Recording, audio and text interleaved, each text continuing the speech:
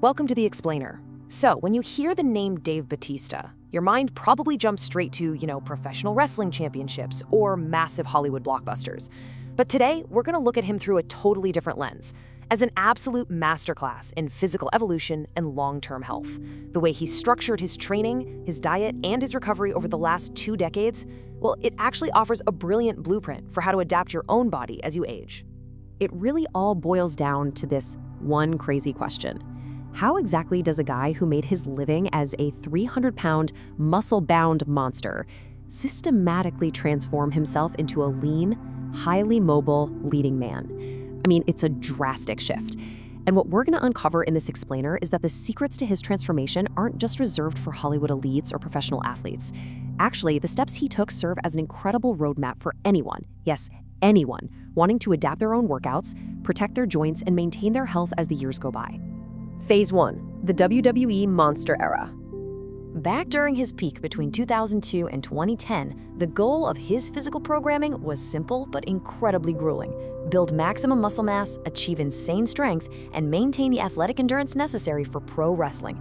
He trained essentially like a power builder. He aimed to lift absolutely massive weight while maximizing muscle size. We're talking heavy barbell squats well over 500 pounds and conventional deadlifts pushing past 550 pounds. His whole philosophy was built on heavy compound lifts, progressive overload, and just incredible volume. But he also believed that intensity mattered way more than simply lifting heavy, so he combined those staggering weights with controlled negatives and absolutely perfect form. But here's the thing, you can't lift like a monster without eating like one. To sustain a 300-plus pound frame, his daily caloric intake peaked right around 6,000 calories. 6,000! Just imagine having to consume up to 400 grams of protein and 600 grams of carbohydrates every single day. Physiologically, this wasn't just about feeling full. He was literally forcing his body to stay in an anabolic state to support and repair all the micro-tearing caused by lifting such extreme weights. His diet was just packed with whole eggs, massive steaks, endless chicken and rice, and pre-bed casein protein, just to make sure his body had the fuel it desperately needed to recover from his brutal 90 to 120-minute daily sessions.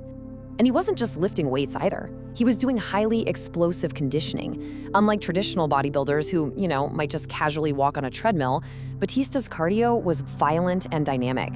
He was doing heavy sled pushes, farmer's walks, tire flips, prowler pushes, the whole shebang. This high-intensity conditioning, done with very minimal rest, was absolutely necessary to build the explosive power required to throw other 250-pound men around a wrestling ring night after night. Now, it built an incredible physique for sure, but it also put immense wear and tear on his body.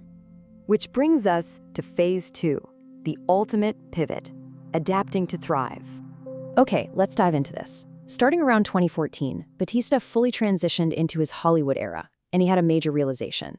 The massive bulk that made him an icon was actually becoming a liability, so he had to pivot away from ego-driven power building and maximum mass. Instead, his new goals represented a total paradigm shift. He wanted lower body fat, healthier joints, and elite mobility. He made the conscious and honestly very difficult decision to prioritize longevity over ego, knowing he needed this transformation if he wanted to thrive long-term, both on camera and in life. Phase 3. Rebuilding the machine. Function over form. And this brilliantly illustrates exactly how he executed that pivot. He completely overhauled his training methodology. This wasn't just about, lifting lighter weights. It was about totally rebuilding the machine from the ground up, choosing exercises that promoted long-term fitness rather than just chasing maximum size. He traded spine-compressing heavy barbell squats for unilateral movements like Bulgarian split squats. These still challenged the legs without crushing the lumbar spine. He swapped conventional deadlifts for the trap bar deadlift to center his gravity and drastically reduce lower back stress. Heavy barbell rows, those became single-arm rows. By making these precise functional swaps and mixing in movements like Turkish get-ups and kettlebell swings, he could still challenge his muscles intensely without constantly grinding his joints to dust. But he didn't just change his lifts. He introduced entirely new disciplines to his routine. He carved out an entire day of his weekly split strictly for mobility. We're talking dedicated time spent on hip and shoulder mobility, thoracic spine activation, yoga, and extensive foam rolling. Now, for those of us watching at home, this is a huge takeaway. As our bodies age, dedicating time to lubricate our joints and maintain our range of motion isn't just an optional add-on, it is absolutely crucial if you want to keep moving pain-free. Moving right along to Phase 4, Fueling for the Future. So, to support this leaner, much more sustainable physique, Batista had to completely rethink his relationship with food. His diet and recovery protocols underwent a transformation just as radical as his time in the gym. Check out his caloric intake. It underwent a staggering drop. He went from a peak of 6,000 calories all the way down to a maximum of 3,500 calories. That is a massive 2,500 calorie difference every single day. To put that into perspective, that's like cutting out more than an entire average person's daily food intake. His fuel intake plummeted perfectly in sync with his new, leaner lifestyle and reduced body weight. But it wasn't just about eating less, right? It was about eating for longevity. While he kept a solid protein intake of around 250 to 300 grams to preserve his lean tissue, he shifted to moderate carbohydrates, heavily increased his healthy fats, and bulked up his meals with a huge volume of vegetables. He also aggressively cut down on processed foods and sugar.